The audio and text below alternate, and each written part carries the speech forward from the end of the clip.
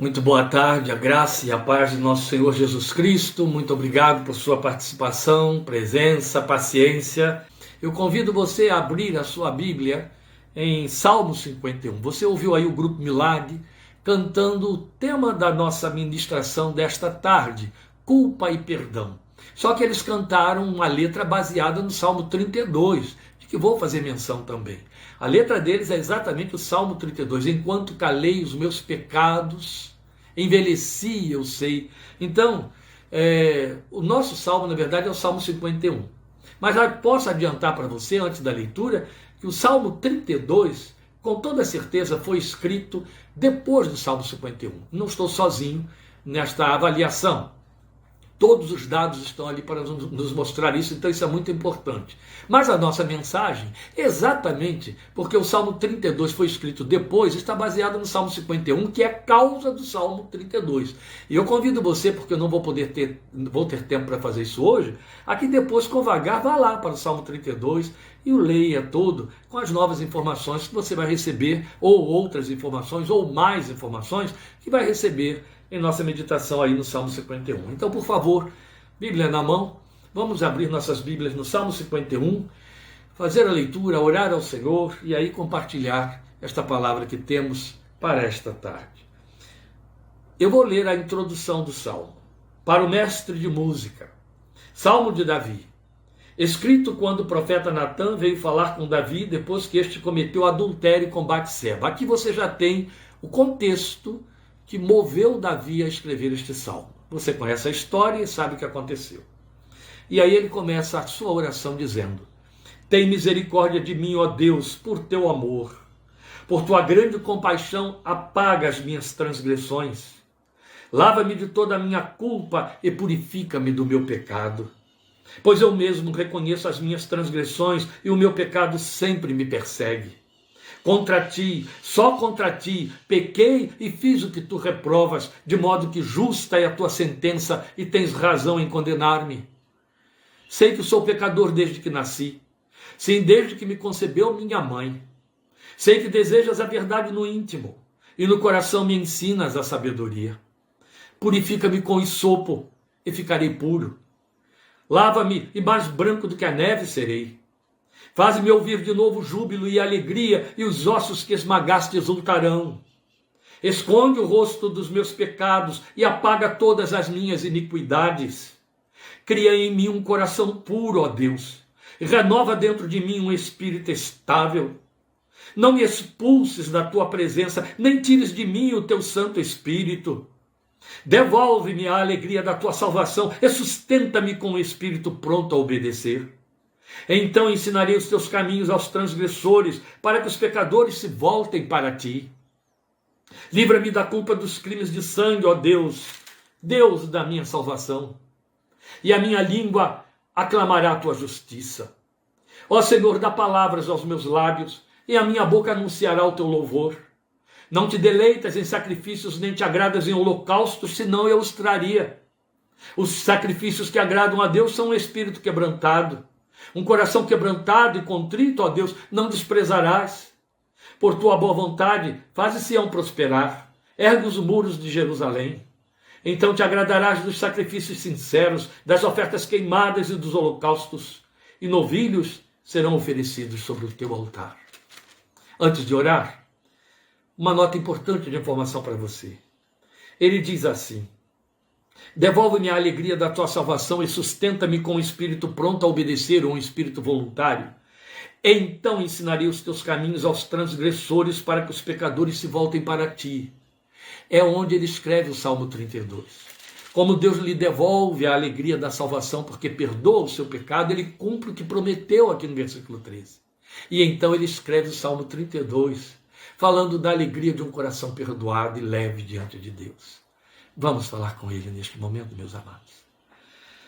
A ti glória e honra, Deus santo, santo e santo.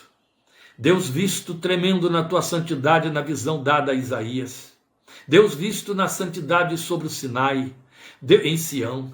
Deus visto na sua santidade de glória dentro do templo, Deus visto na santidade de glória no Espírito que enviou os nossos corações, Deus visto na face santa de teu Filho Jesus. Santo, santo, santo é o teu nome. Glória seja o teu nome, porque tu és santo e o lugar onde tu estás é santificado por tua presença. Glória ao teu nome, porque a santidade vai diante de ti. Glória ao teu nome, porque teu nome é santo. Glória ao teu nome, porque ainda há lugar para se pensar e falar de santidade na igreja. Glória ao teu nome, porque ainda é verdade a palavra pecado na confissão dos crentes em Cristo Jesus que nasceram de novo. Os crentes, aquele povozinho no meio do grande povo evangélico, o povo salvo no meio do povo protestante. Este povo conhece a palavra pecado, este povo tem ainda o temor do teu nome, este povo treme diante da tua palavra, esse povo adora a tua santidade e busca a tua santidade, esse povo sabe que peca e sabe que contigo está o perdão para que sejas temido. Glória ao teu nome. Ó, permite que esta palavra nos lave, que esta palavra nos conserte, que esta palavra nos corrija, que esta palavra nos conscientize, que esta palavra nos aproxime de ti, que esta palavra encharque o nosso coração do teu temor, santidade e do teu Espírito Santo, por amor de Cristo Jesus, Senhor, e para a tua glória. Amém, amém. Por mais que eu acho difícil pensar que ainda há lugar para falar sem pecado na igreja, porque é difícil de saber disso, tomar conhecimento, ainda existe isso. A verdade é que pecado se tornou um conceito que caiu em desuso porque não dá ibope, porque não atrai ninguém, não é? A Igreja Católica fez do Salmo 51 um chamado ato de contrição. Então ele se torna numa verborreia, numa recitação espúria. Não é fruto daquilo que o próprio Davi diz no próprio Salmo 51, um espírito quebrantado e contrito. É a produção de palavras de terceiros, que na verdade fica muito longe do que se pode chamar de confissão. Confissão é uma palavra traduzida para as nossas línguas da palavra grega homologar, que ainda existe no português. Você homologa uma lei, você homologa um decreto, você homologa um contrato, você firma junto, você concorda com aquilo que está escrito ali. Confessar é isso. Você concorda com o fato de que o que você fez está errado e que Deus condena. Você confessa e por isso homologa, concorda com a ideia de ter errado, ou de estar errado, ou de ser errado. E então, meus amados irmãos, a questão é que, como nós criamos muitos eufemismos para aliviar nossas consciências culpadas, as pessoas criaram diminutivos para a ideia de pecado, pecadinho, como se houvesse lugar para a ideia de pecadão tornasse o conceito pecado e pecadinho pequenos. É como quem diz assim, o mundão, como se houvesse lugar para mundo na vida do crente. Então, mundão, sem mundo passa. Pecado, pecadão, pecado, pecadinho passa. Meu Deus, são nossas tolices que nos afastam de forma até mais consciente do que se pensa da presença de Deus. A verdade é que pecamos. Nós pecamos por omissão, por comissão, nós pecamos por atos, nós pecamos por pensamentos, nós pecamos por sentimentos. Somos pecadores, pecadores perdoados, pecadores arrependidos quando arrependidos, perdoados sempre pela graça de Deus, perdoados se confessarmos. O nosso grande problema com a questão pecado e perdão é esquecermos por conveniência de que o perdão de Deus está condicionado à confissão, ao arrependimento. Se não houver arrependimento, não há perdão. Se não houver confissão, não há perdão. Criaram aí, inventaram, enfiaram dentro da teologia da graça uma ideia absurda de que o perdão de Deus é automático. Sabe aqueles gatilhos como aquelas bombas d'água que funcionam por pressão? Teve a pressão de uma água, ela solta a água libera. Não existe isso. A graça libera perdão espontaneamente. A graça libera perdão só porque Deus é o Deus da graça, que você é filho da graça, que você está na graça, então já está automaticamente perdoado. Isso aí nos remonta, nos leva de volta, primitivamente, 500 anos atrás, aqueles anos da Igreja das Trevas, a Igreja medieval, que vendia indulgências. A Igreja medieval vendia indulgência até para pecado que se intentasse cometer no futuro, bastava pagar. Aí lá vinha um papel, uma bula assinada pelo Papa da época, que na época era Leão X, declarando que aquela criatura, porque pagou uma indulgência, recebeu uma indulgência plenária, estava plenamente perdoado. perdoado de pecados do futuro. Nós estamos fazendo e fazemos a mesma coisa. O simples fato de não trazermos a consciência do crente que ele é pecador já cria essa facilitação para vivermos de acordo com a nossa natureza e irmos atropelando tudo e achar que no fim vai ficar tudo bem. Se fosse ficar tudo bem, a palavra temor não teria lugar na Bíblia, temor de Deus. Não haveria lugar na Bíblia para as ordens, a determinação de que devemos confessar os nossos pecados. Por isso a importância de pararmos em cima do Salmo 51, começando exatamente pelas primeiras linhas com que Davi fala para nós. Porque o fato de termos o conforto das promessas do perdão não nos abstém, em hipótese alguma, em igual medida, da consciência de pecado e arrependimento. Porque, meus queridos, nós transitamos pela fé diante do Deus 3 vezes santo. E isso aqui é um ponto também relevante antes de abordarmos o nosso texto. Nossa meditação hoje é textual, ainda que eu a tenha protelado, porque ela é longa, né? Para quem não podia falar muito, vai falar muito. Mas não vou abrir mão. Mesmo que eu fique sem fala depois, hoje eu cumpro isso aqui em nome de Jesus. Impõe-se sobre mim. Meus amados, a verdade é que se nós não nos damos conta do conceito pecado, da ideia do pecado, da realidade do pecado e pecado cotidiano, isso aponta de forma direta o fato de que não temos noção alguma do que significa a santidade de Deus.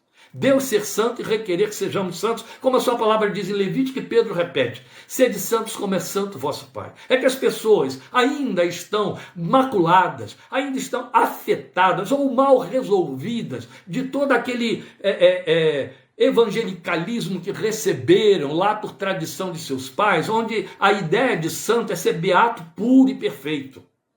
E aí, como eu sei que isso é absolutamente impossível, ser beato, puro e perfeito, eu então conceituo que santidade é algum dom muito especial dado a algumas pessoas que acabam ficando depois virando estátuas e ficando em cima de bancadas, não é verdade? Não. Santo não tem nada a ver com ser puro, perfeito e beato. Mas ser separado. Separado para Deus, separado de forma consciente. Separado significa não se misturando. Não fazendo a mesma coisa que os outros fazem, não vivendo da mesma maneira, não pensando do mesmo jeito, não formando, entendeu? Coligações, alianças, com a impiedade, com o ímpio, com os filhos do mundo, que são filhos das trevas, a Bíblia diz. Saímos de lá, então ficássemos lá. Se nada mudou e não precisa mudar, não é verdade? Você percebe por que ninguém quer dar a cara a tapa hoje para ficar falando sobre essas coisas no púlpito? Isso não torna nenhum pregador simpático. Aliás, qual profeta verdadeiro é simpático? Qual era a simpatia que gozava Eliseu, Elias, Jeremias, Isaías? Entende? Não. Mas alguém tem que dar a cara a tapa, não é verdade? Alguém tem que ser porta-voz para acordar a igreja, sacudir pelos ombros e dizer, você peca, meu irmão, você peca, criatura. Arrependa-se, confesse, preste atenção no seu caminho. É muito fácil eu achar que tudo me vai bem e que tudo tem que ir muito bem. A partir do momento em que eu digo, eu sou um filho de Deus e Deus está obrigado, porque eu creio nele, a cuidar de mim, a me abençoar, a me responder. Não, a Bíblia me diz no Isaías 57 que a mão dele não está encolhida para abençoar, mas o meu pecado faz essa mão não me abençoar. Não adianta a gente ficar tentando achar evasivas aqui e ali. O diabo fez, alguém deu não sei o que lá. Você, sua carne, você impede as bênçãos de Deus. Ele não tem que ficar aliciando o seu erro se você continua nele. Então a primeira coisa que ele faz é punir você criando disciplinas. Vamos aprender isso em Hebreus. Uma coisa que eu tenho cada dia me reiterado mais à medida que estudo Hebreus e tenho lido por aí, é que quando o homem, haja visto o Salmo 73, mostrando isso muito claramente para nós, ou o crente, ou o chamado cristão, vive aos tropeços, vive aquela vida vagabunda, aquela vida que, sabe, que o batedor de tambor ali da esquina vive melhor, com mais honra do que ele, e ele está indo muito bem, ele entende que Deus está aprovando tudo. Não, ele está simplesmente sem saber que está dentro da igreja e totalmente condenado ao inferno, porque ele não é filho de Deus, ele é filho da igreja, ele é filho da fé evangélica, mas não é nascido de novo. Então Deus não disciplina. A Bíblia diz que Deus só disciplina os que são filhos, que aos bastardos ele não disciplina. Então ser filho da igreja e não ser filho de Deus é ser bastardo na fé. É palavra pesada, mas está na Bíblia. Eu vou repetir a Bíblia. É ser bastardo na fé. O bastardo na fé não recebe disciplina de Deus, não perde nada, não tem punição. Aí ele pensa que está sendo muito abençoado. Não, coitado. Ele é apenas um religioso que, por fim, como vários outros, ou todos os outros religiosos, vai morrer e vai para o inferno. Com um lindo funeral, mas vai para o inferno. É triste, né? Ainda hoje eu estava assistindo pela enésima vez as confissões de uma mais modernas santas, aplaudidas, a quem eu admirei, cuja vida sempre admirei, que morreu se confessando em trevas. Passou a vida inteira servindo com um ministério que o mundo inteiro aplaudiu, com um sacrifício pessoal incomparável. Ninguém chegou perto até hoje. Mas deixou aí suas cartas dizendo que atravessou 60 anos da sua vida espiritual reclusa em trevas, porque não conseguia crer de fato na existência de Deus e ter paz no seu coração.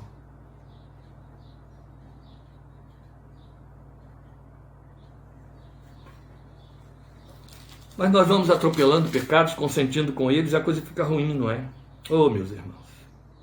Na verdade, se a consciência de pecado e arrependimento não for uma constante, algo muito sério e indispensável está faltando. E isso é o temor devido a Deus e o sentido sagrado de santificação. O que eu quero aqui com essa palavra que parece contundente, que não é atraente, que não leva ninguém a dizer glória, aleluia, é contribuir com você, ajudar você a uma vida que agrada a Deus, a uma vida que dá o testemunho que está faltando aos crentes da nossa geração, nos seus negócios, nas suas opções, nos seus discursos, no seu verbalizar, no seu comportamento, nas suas opções por diversões, aquilo que eles escolhem, na forma de cultuar, na forma de selecionar como cultuar, como envolver-se no reino, a escolha do tempo, a forma como investe seus sentimentos, seu tempo, seus recursos, seu pensamento no reino de Deus, ou não, para melhorar isso, para tornar no nível do que Deus quer. Porque somos perdoados, mas isso não impede que pequemos. A graça e o perdão de Deus, que é dela decorrente, não são consentimento prévio para nós vivermos em pecado. Foi o que eu acabei de dizer. E pecado diante de Deus, ele requer arrependimento e confissão. Daí 1 João 9, se confessarmos os nossos pecados, se confessarmos, ean está no grego, é uma condicional inegociável. Essa partícula C do português, se, ean no grego, ela é uma partícula que quando ela começa um período gramatical grego, ela está pondo todo um condicionamento ao que vai ser dito. É mais forte do que no português. Se confessarmos, porque no português você ainda pode traduzir o se para quando. O ean aqui neste caso nem admite isso. É somente se confessarmos os nossos pecados. É isso que o texto está dizendo. Se confessarmos os nossos pecados, ele é fiel e justo para perdoar os nossos pecados. O texto não está dizendo que se eu confessar, Deus é fiel e justo. Não, se eu confessar, ele é fiel e justo para perdoar. Fiel e justo ele será sempre.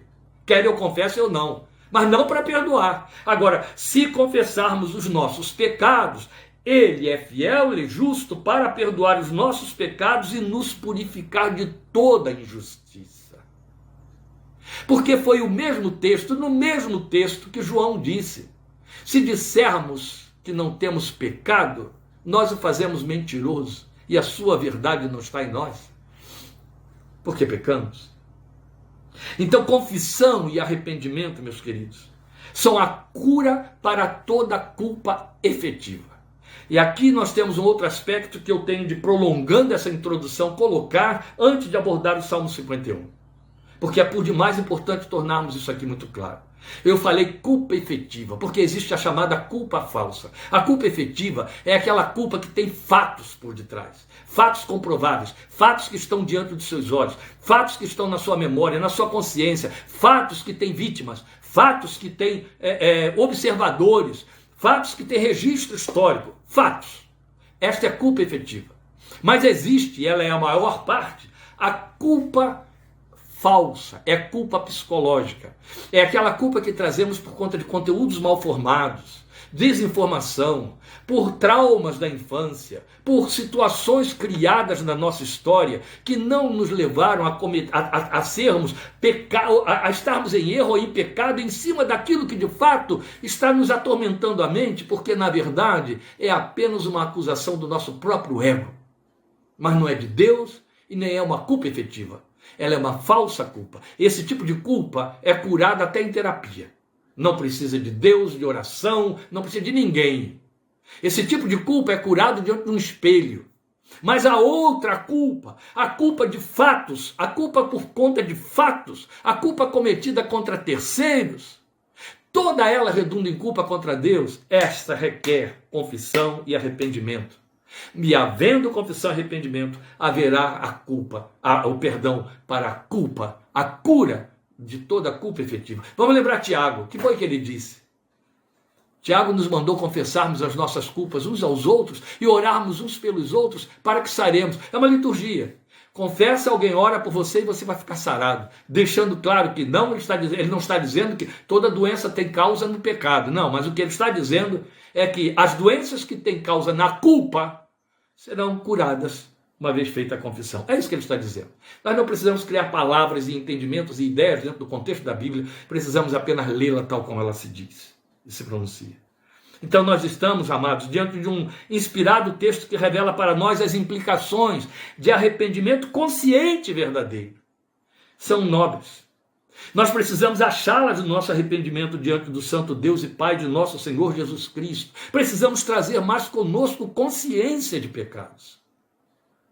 O nome disso é temor e busca de santificação de vida. A graça nos perdoa os pecados. E por ela nós temos poder para vencer as tentações. Mas ela não nos livra de pecar.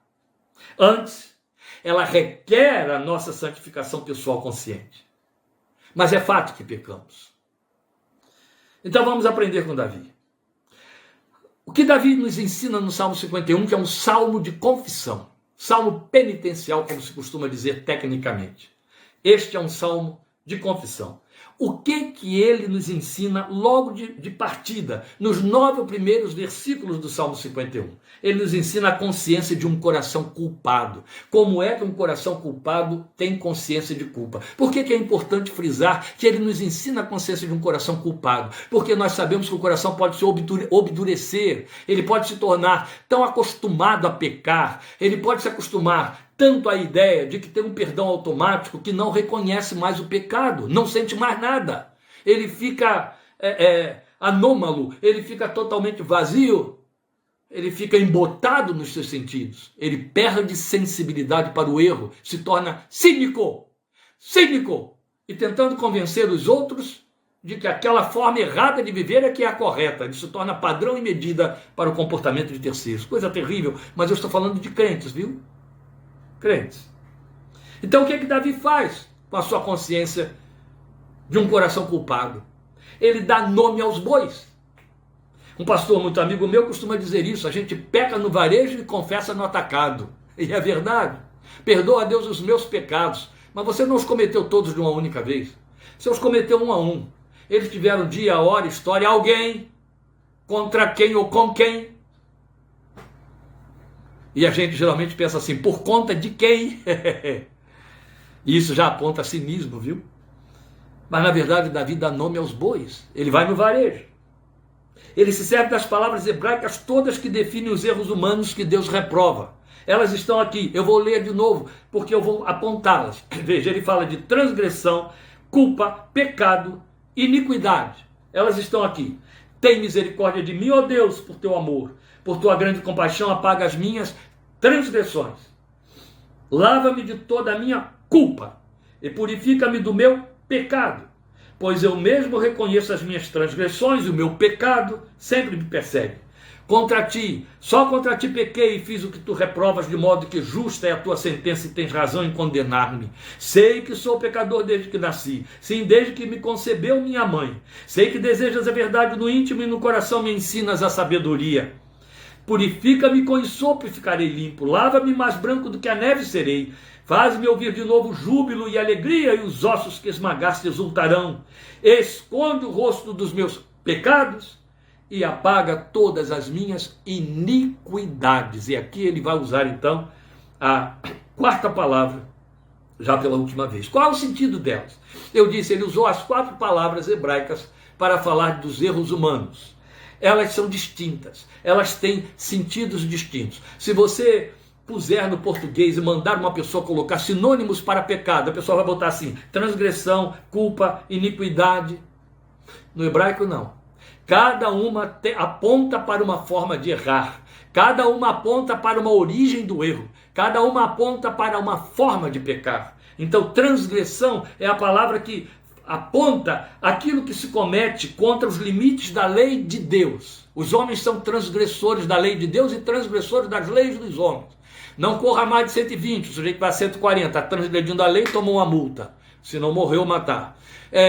Não entre na contramão, entra. Não, este lugar é proibido, não ponha lixo aqui, ele põe.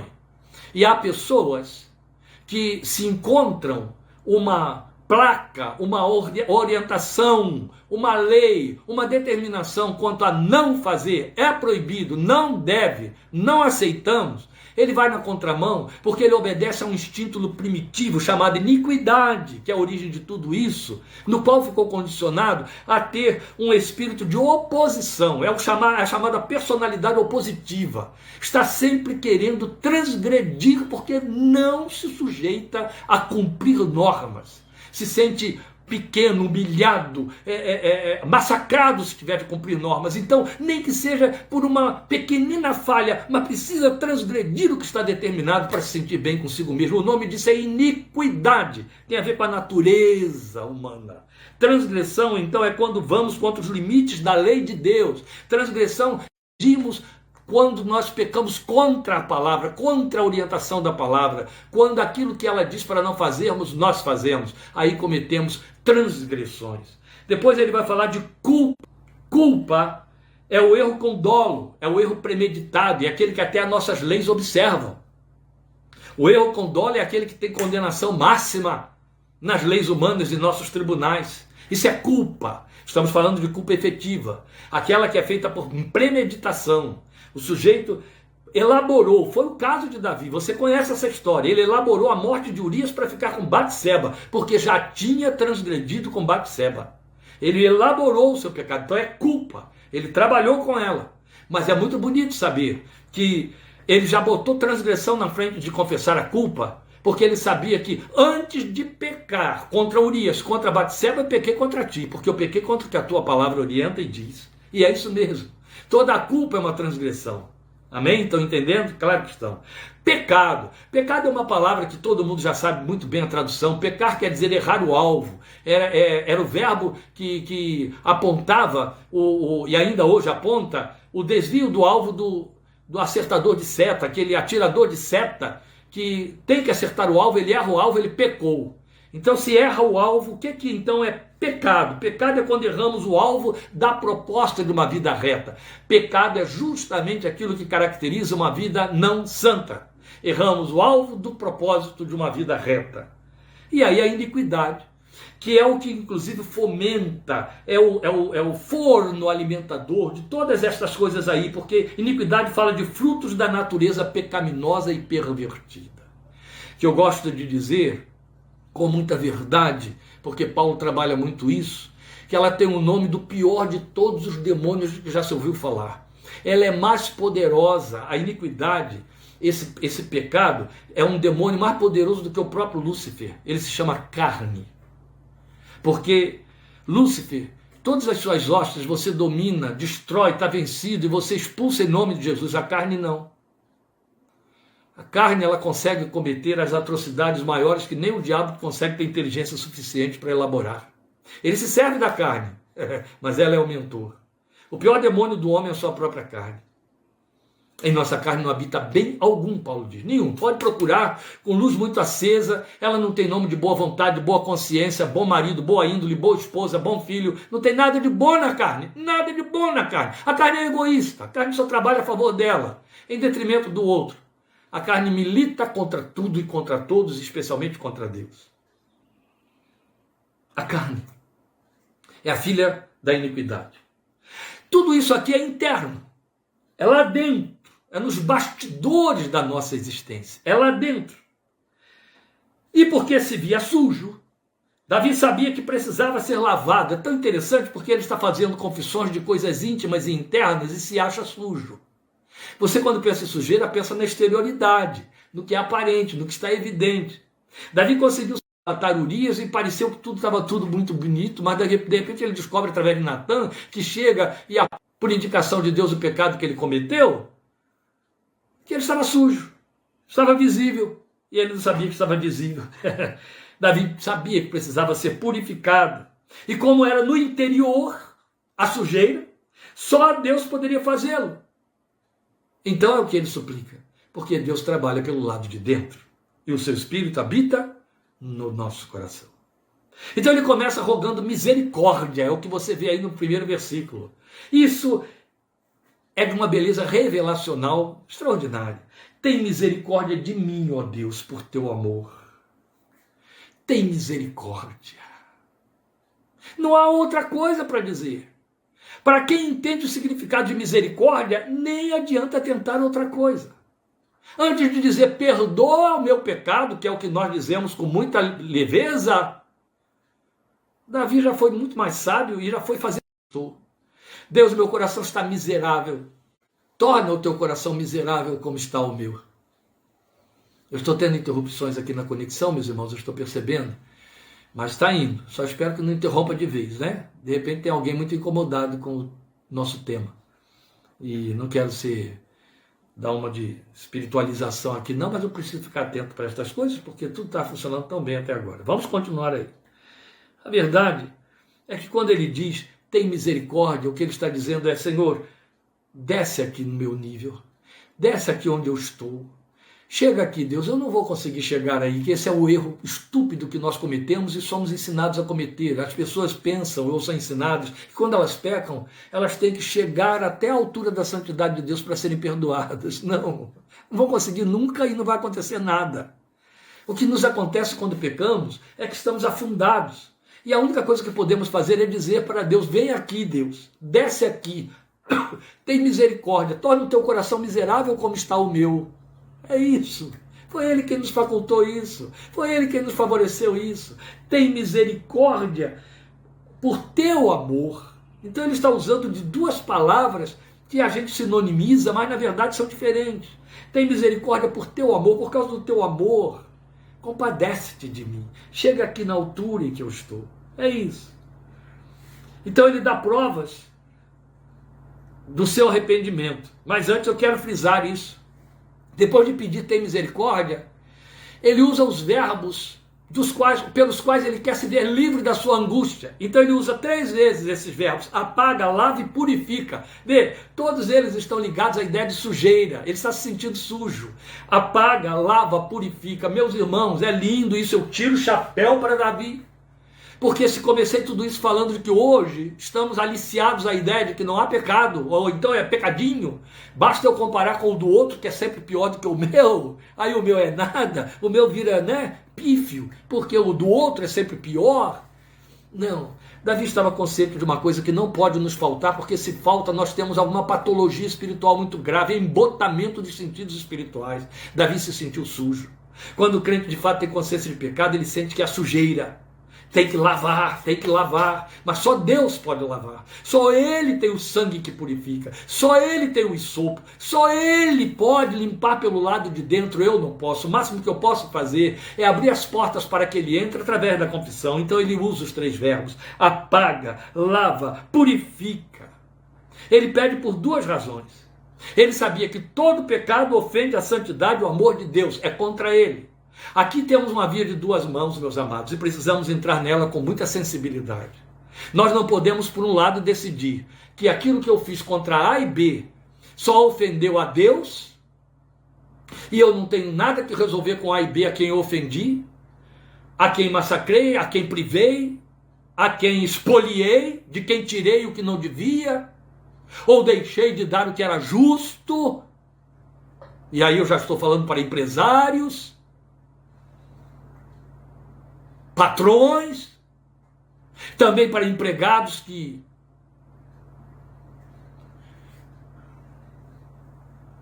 fazem a sua operação tartaruga, omitem, dão prejuízo e até outros prejuízos. Mas a verdade é que aquele pecado que eu cometi contra A e B, quando ofendi, quando disse o que não devia, quando magoei, não foi só contra Deus. E o outro ficou lá e eu resolvo o meu problema com Deus, está tudo resolvido lá. Isso não existe. Jesus botou uma pedra em cima disso aí. Ele disse, se você vem oferecer, colocar a sua oferta no altar e lembra que o seu irmão tem alguma coisa contra ti, vai lá, conserta com ele, depois vem e coloca a tua oferta. Ó, ele suspendeu o culto. Ele disse, não faça, ninguém vai te ouvir, ninguém vai te dar atenção. Vai resolver o problema primeiro com quem você errou. É uma via de duas mãos. A outra mão é que todo pecado que você cometer contra A ou B, ou mesmo que não tenha cometido contra ninguém, contra si mesmo, ou contra a honra da sua própria vida, você cometeu contra Deus e Davi estava consciente disso. Tudo aquilo que eu fiz, Deus, contra Batseba e com Batseba, contra Urias e usando Joabe, eu fiz contra ti. Eu ofendi a ti. Pode ser que agora não está mais Urias aí, ele é a vítima. Batseba consentiu, quem sabe? Joabe entrou em cumplicidade, mas o teu espírito está ofendido. É contigo que eu tenho que consertar. Ele diz isso no versículo 4, ele repete, contra ti, só contra ti pequei e fiz o que tu reprovas. É justa a tua sentença, tens razão em condenar-me. Nosso problema hoje quanto à questão do pecado é achar que ele passa ileso diante de Deus. Que Deus tem esse mau caráter complicista que nós, como paternalistas, temos com nossos filhos. Passamos por cima porque eu sou pai, eu sou mãe. É meu filho, vai fazer, ele é assim mesmo, ela é assim mesmo. E vamos consentindo. Deus não faz assim. Ele olha e diz assim, não, você recebeu a minha natureza. Eu não vou fazer nada com quem não tem nada a ver comigo. Quem está sujo, suje-se ainda. Mas com você não, você eu vou tratar. Você eu vou tirar, não vou responder, eu vou botar no deserto, eu vou te dar silêncio, você vai ver o que acontece. É necessário prestarmos atenção nisso. E depois, Davi confessa por saber que Deus tem poder para perdoar pecados. Ele foi dizer isso no Salmo 130, versículo 4. Contigo está o perdão para que sejas temido. É um salmo lindo, é um salmo dos depressivos. Das profundezas a te clamo, ó Deus. No versículo 4 ele vai dizer, mas contigo está o perdão para que sejas temido. Olha quanta sabedoria aí, amados irmãos, quanta sabedoria. Por que eu tenho de temer a Deus? Porque o perdão está na mão dele. Eu tenho de temê-lo porque se ele não perdoar, não há quem perdoe. Não adianta A, B, mamãe, papai, marido, mulher, filho perdoar. Não adianta. Não adianta padre perdoar. Não adianta pastor perdoar, botar a mão por cima e dizer, é assim mesmo, meu irmão, somos todos fracos e tal. Somos sim, e daí? Não. Deus tem de perdoar. As coisas precisam ficar consertadas com ele. Romanos 5:1. E está escrito de forma muito clara. Justificados pela fé, temos paz com Deus por meio de nosso Senhor Jesus Cristo. Para termos paz com Deus, precisamos estar conciliados com Ele, limpos pelo sangue de Jesus. Depois Davi vai nos apresentar os sintomas de um coração culpado. É aqui que eu chamo a sua atenção para mostrar a você onde de fato existe consciência de pecado ou há embotamento, patologia espiritual.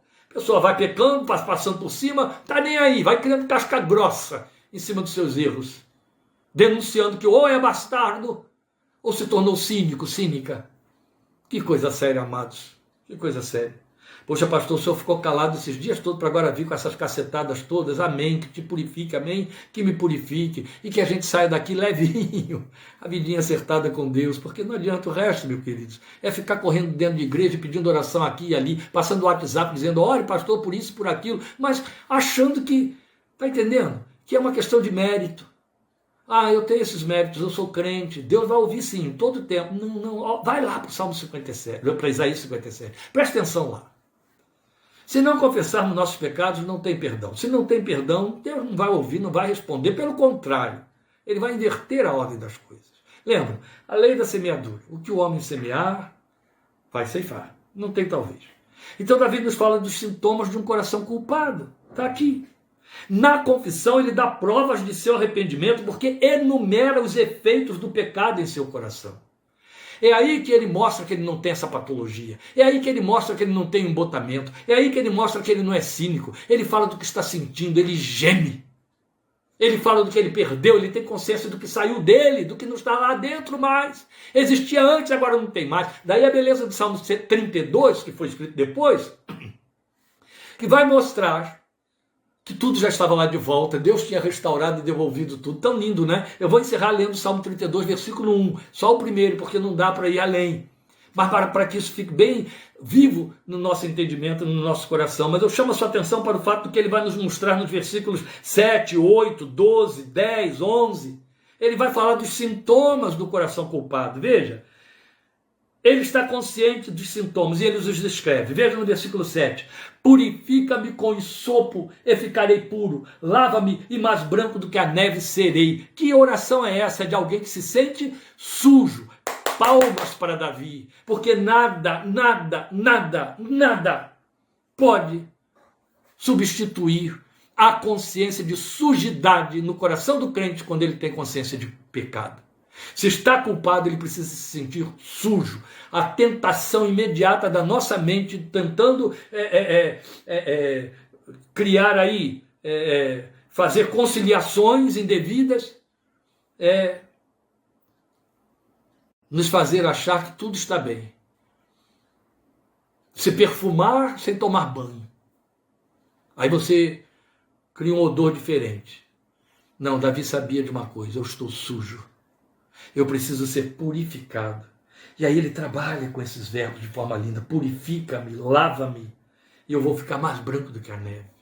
Bonita, essa é uma linguagem de Deus que foi usada por Davi, por Isaías. Lembram? Isaías dizendo: vinde e arguí-me, ainda que os vossos pecados sejam como a escarlata, eles se tornarão mais brancos do que a neve, ou brancos como a neve. Mais alvos do que a neve, do que a lã. Então ele está consciente disso. Ele sente que perdeu a alegria e a paz com Deus. É de que falam os versículos 8 e 12. Faze-me ouvir de novo júbilo e alegria, e os ossos que esmagaste exultarão. Que lindo. Ele se sente deprimido, por isso que ele usa a palavra ossos que esmagaste, entende? A palavra depressão, o conceito de depressão, conceito terapêutico, psicológico, só existiu milênios depois. Naquela época, eles verbalizavam os sintomas conforme os entendiam. E ele entendia o seguinte: há uma dor aqui dentro que não tem lugar. Há uma dor que não é física, mas ela existe, ela é palpável, eu percebo, embora eu não saiba em que lugar ela está, mas ela está aqui, eu a sinto, é nos meus ossos, é como se meus ossos estivessem esmagados. O que significa osso esmagado? Não há estrutura, não há força, não há ânimo, não há disposição, são sintomas da depressão, a depressão de um coração culpado. Ele disse: os meus ossos estão sendo esmagados por ti, mas esses ossos vão exultar se tu me limpares. Vão exultar, eu vou saltar de alegria, eu vou estar cheio de tônus, de vigor. Faz-me ouvir de novo júbilo e alegria. Isso significa que o coração desse homem cantava. Quem não sabe disso, né, gente? Davi cantava, compunha, cantava, fazia coral, construía instrumentos, tocava os instrumentos, compunha para os instrumentos e fazia o seu louvor e a sua dança. Davi conhecia esse júbilo e alegria da presença de Deus. Isso desapareceu e ele não ficou encobrindo. Ele se deu conta: cadê a minha alegria? Cadê o júbilo do meu coração? Por que não está mais aqui? Por que eu estou com essa cara passiva? Essa cara de pastel que tanto faz como tanto fez?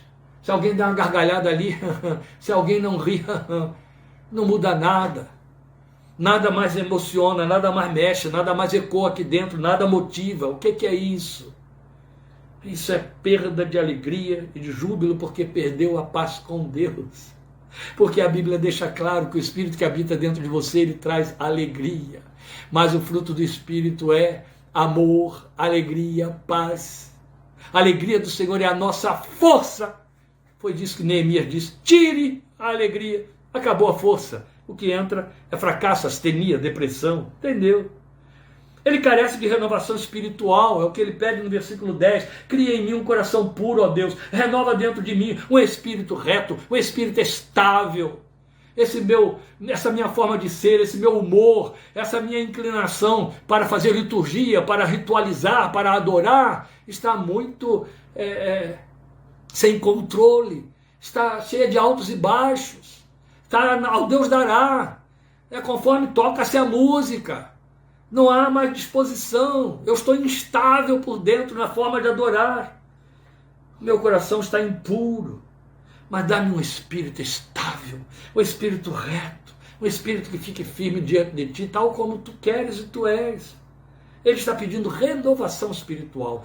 Em outras palavras, um verbinho tão maravilhoso que a gente canta tanto e pede tanto em oração: restaura-me, ó Deus, restaura-me. Restaurar significa me põe de novo firme na rocha, firme no madeiro, me amarra no madeiro, me põe firme como quem está numa cadeira sólida, num trono. Depois ele vai falar da sua sensação de vazio e de distanciamento, é o versículo 11. Não me expulses da tua presença, nem tires de mim o teu Santo Espírito. Meus irmãos, nós sabemos, biblicamente, teologicamente, todo crente sabe, que o crente, porque peca ou porque erra, não perde a salvação, o Espírito Santo não vai embora da vida dele, mas a sensação que ele tem é como se não houvesse mais o Espírito Santo lá dentro dele. O ruim é quando ele nem sabe o que é o Espírito Santo está habitando lá dentro, porque aí ele não vai saber quando o Espírito Santo deixou de se movimentar, porque a Bíblia fala que podemos entristecer e apagar o Espírito de Deus, torná-lo inerte dentro de nós. Quem nunca o teve ativo, um pouco vai perceber qualquer coisa quando pecar, quando estiver pecando, quanto mais pecar. Mas Davi sabia muito bem o que era ter um espírito vigoroso dentro de si, o que era estar debaixo da presença do Espírito de Deus, ter um espírito pulsante, sensível à voz da palavra, sensível à voz do cântico, sensível à voz da oração, sensível às manifestações de Deus no seu entorno, dentro e fora de si. Ele sabia disso, de repente ele perdeu isso. Ele percebeu que já não havia mais dentro dele a presença do Espírito e ele se sentia longe de Deus, banido. Esta era a sensação. A Bíblia deixa claro que o Senhor está perto. Ele nunca sai de perto, mas nós saímos de perto dele. E é nesta sensação que automaticamente entendemos que foi ele quem se ausentou. Não, fomos nós que nos distanciamos dele. E quando o pecado traz esses sintomas, e eu me dou conta desse sintoma, eu estou na rota certa do arrependimento e da transformação. Glória seja ao Senhor por isso. E em último lugar, ele vai nos apresentar o que é a consciência de um coração arrependido. Ele sabe que o perdão pertence a Deus, como já dissemos aí no Salmo 130, versículo 4, e ele o busca de coração quebrantado. E é lindo, porque Davi joga por terra muitas das falcatruas ritualísticas que nos ensinam a fazer, que as igrejas fazem, que especialmente a igreja medieval seduz os seus fiéis a fazerem, e ela é absolutamente falsa, vergonhosamente mentirosa. Davi vai na contramão quando ele diz para nós, a partir do versículo 15, ó Senhor, dá palavras aos meus lábios e a minha boca anunciará o teu louvor. Tu não te deleitas em sacrifícios, nem te agradas em holocaustos, senão eu os traria. O que ele está dizendo? Deus, tu não fazes troca. Não adianta eu engabelar contigo, eu vir lá e aumentar minha oferta para o missionário, eu botar mais 2 vezes o meu dízimo, eu ir lá aos cultos todos da semana, eu cumprir 7 semanas de oração, eu ir lá e dar uma perna de cera, eu colocar um novo ídolo no altar, eu fazer troca de ídolo, eu fazer procissão, eu fazer peregrinação, para que isso tudo me traga bênção e paz contigo. Ele está dizendo, tu não te agradas de nada disso, Deus. Tu não queres sacrifícios rituais, tu não queres nem saber de holocaustos. Com o coração sujo como eu estou, não adianta matar cordeiro e derramar o sangue dele no teu altar e queimá-lo no altar, não adianta, Deus. Tu não queres, ele está dizendo, tu não queres.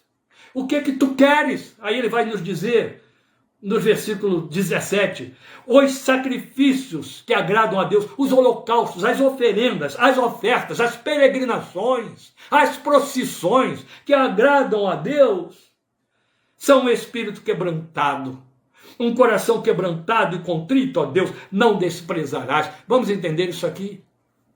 O que é espírito quebrantado e coração quebrantado? É alguém que fica chorando copiosamente, derramando lágrimas, os crocodilos também choram. Não. Coração quebrantado é um coração despedaçado. Ele está em cacos. Ele não consegue se reorganizar. Ele geme. Ele sofre. O sentimento que está ali dentro é de tristeza profunda. E a Bíblia investe nessa direção. A palavra diz para nós que a tristeza, segundo Deus, opera arrependimento. Aleluia! Ela é espiritual, ela vem do alto. Quando ela se manifesta, a porta está aberta para o arrependimento. Se a porta estiver aberta para o arrependimento, contigo está o perdão para que sejas temido. Glória a Deus. O que tu queres, Deus? Tu queres meu coração quebrantado, humildade. Tu me queres humilhado diante de ti, confessando o meu pecado, reconhecendo pequei. Eu sou isso aí mesmo. Eu sou isso. A este tu não desprezarás. O Exército da Salvação, poucos dentre eles mesmos sabem desta história que já é veterana, né? É uma história com mais de 100 anos. Poucos sabem da história de uma experiência magnífica, de uma das suas maiores campeões, chamada Marechala, filha do fundador do Exército da Salvação, William Booth, Catarina Booth. Catarina Booth foi missionária, enviada pelo seu pai para a França, fez um trabalho magnífico ali, salvando aquelas mulheres do Baixo Meretrício de Paris.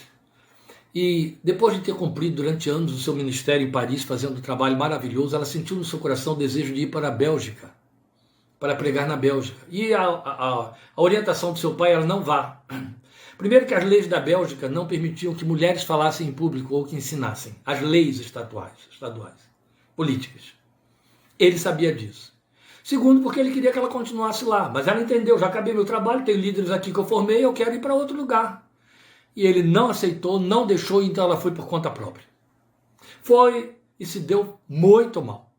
Chegou lá, eu disse Bélgica, Bruxelas. Chegou lá, não, Bélgica, é isso mesmo. Chegou lá e começou a pregar nos campos, nos bosques, e recebeu intimação judicial, proibida de falar. Continuou, foi presa. Levada a tribunal, foi julgada como alguém rebelde, alguém que inclusive não tinha o apoio inclusive do seu próprio missão de origem, alguém que era altiva, alguém que desrespeitava as leis, e foi posta na cadeia. Uma jovem, obreira, serva de Deus, mulher respeitada, posta na cadeia. Na cadeia, na cela da prisão, se encheu de fúria. E chorava e reclamava e falava com Deus: injustiça, está errado, esses homens estão errados, eu estou certa, esse é o lugar em que eu tinha que estar, essas leis estão erradas, eu estou cumprindo a tua vontade. E não tinha paz, De repente ela descobre que no coração dela começaram a subir um sem número de acusações do tipo: você é isso, você é aquilo, você faz assim, olha a sua altivez, a sua soberba, a sua arrogância, a sua rebeldia, a sua falta de humildade, sua isso, sua aquilo. E ela foi ficando mais revoltada, ela entendeu que aquilo eram acusações. E ela começou a lutar contra elas e a paz desaparecia cada vez mais. Ela não aceitava e a paz ia só desaparecendo. Altas horas da madrugada, ela pegou uma folha de papel, pegou um lápis e começou a preencher na folha de papel todas aquelas acusações que andavam na sua mente, que oscilavam na sua mente acusando. Então ela começou dizendo assim: eu sou. Aí foi dando título, nome aos bois, de tudo que ela via surgir ali na sua natureza, que todos aqueles episódios trouxeram à luz, foi assumindo todos eles. Escreveu, preencheu uma lauda, preencheu uma segunda lauda. Quando acabou de preencher o segundo lado da folha, de todos os pecados que ela começou a descobrir dentro dela, era uma confissão escrita. Aí ela escreveu numa última linha: mas o sangue de Jesus, seu Filho, me purifica de todos estes pecados. Foi lá no alto da cela, colocou aquela folha lá em cima, olhou para a folha e disse: eu quero dizer para o diabo que está me acusando, a cédula que era contra mim, ele a rasgou cravando-a na cruz.